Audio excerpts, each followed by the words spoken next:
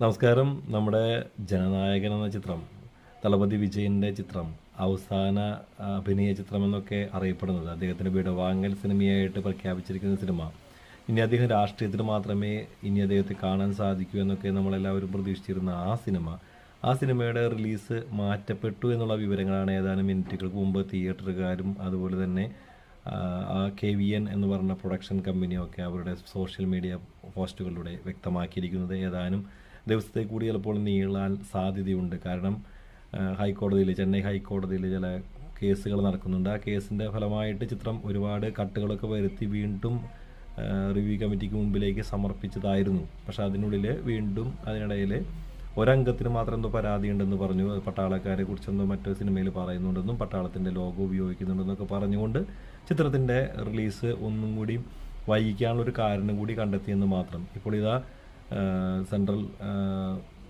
Cinema censor board അംഗങ്ങൾ ഈ സിനിമയെക്കുറിച്ച് ഒന്നും കൂടി വിലയിരുത്തിയ ശേഷം മാത്രമേ ഈ ഒരു സിനിമയിൽ ഇനി റിലീസിൻ്റെ കാര്യത്തിൽ തീരുമാനം ഉണ്ടാവുമെന്നാണ് പറയുന്നത്. ഏതായാലും വിധി പ്രഖ്യാപിക്കാനായിട്ട് ഒരു ദിവസം കൂടി നീട്ടിവെച്ചിരിക്കുകയാണ്. അടുത്ത ദിവസമേ അതിനെക്കുറിച്ച് കൂടുതൽ വിവരങ്ങൾ പുറത്തു വരാനിരിക്കുന്നുള്ളൂ. എന്തായാലും സിനിമ ഈ 9-ാം തീയതി വെള്ളിയാഴ്ച റിലീസിന് എത്തുമോ എന്ന കാര്യത്തിൽ സംശയം വന്നിരിക്കുകയാണ്. ചിത്രത്തിൻ്റെ റിലീസ് ഇതുവരെ വലിയ കുഴപ്പമില്ലാണ്ട് പോയിരുന്നതാണ്. അതിൻ്റെ പറഞ്ഞ കാര്യങ്ങളൊക്കെ വരുത്തി 27 കട്ടുകളൊക്കെ വരുത്തി സിനിമ റിലീസിന് വേണ്ടി ഒരുങ്ങിയതുമായിരുന്നു. പക്ഷേ എന്ത് ചെയ്യാം, വീണ്ടും റിവ്യൂ കമ്മിറ്റിക്ക് വിടണമെന്നുള്ള പരാതിയാണ് ഈ ഒരു കമ്മിറ്റിയിലെ ഒരംഗത്തിനുള്ളത്. അപ്പോൾ ആ ഒരംഗത്തിൻ്റെ അഭിപ്രായ പ്രകാരം ഈ സിനിമയുടെ റിലീസ് ഡേറ്റ് മാറ്റപ്പെടാനുള്ള സാധ്യതയിലേക്കാണ് വഴി വെച്ചിരിക്കുന്നതെന്ന റിപ്പോർട്ടുകളാണ് പുറത്തു വരുന്നത്. ഏതായാലും തളപതി വിജയുടെ ഈ ഒരു സിനിമ എല്ലാവരും വലിയ പ്രതീക്ഷയോടുകൂടി കാത്തിരിക്കുന്ന സിനിമയാണ് ജനനായകൻ.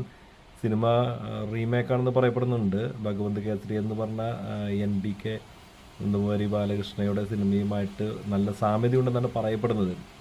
ആദ്യം സിനിമ അതിൻ്റെ റീമേക്ക് അല്ലെന്ന് പറഞ്ഞു, പിന്നീട് അതിൻ്റെ ഇൻസ്പിറേഷൻ ആണെന്ന് പറഞ്ഞു, ചില രംഗങ്ങൾ മാത്രമേ ഉള്ളൂ എന്ന് പറഞ്ഞു. ഇപ്പോൾ മൊത്തത്തിൽ അത് റീമേക്ക് തന്നെയാണെന്നാണ് അതിൻ്റെ ട്രെയിലർ വന്നപ്പോൾ എല്ലാവരും പറഞ്ഞു വയ്ക്കുന്നത്.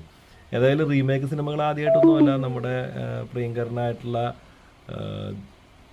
വിജയ് വച്ചിരിക്കുന്നത്. അദ്ദേഹത്തിൻ്റെ ഏറ്റവും വലിയ വിജയ് ചിത്രങ്ങളൊക്കെ തന്നെ റീമേക്കുകളായിരുന്നു. പോക്കിരി, അതുപോലെ തന്നെ ബദ്രിയും, അതുപോലെ തന്നെ ഒരുപാട് സിനിമകൾ നമുക്കറിയാം.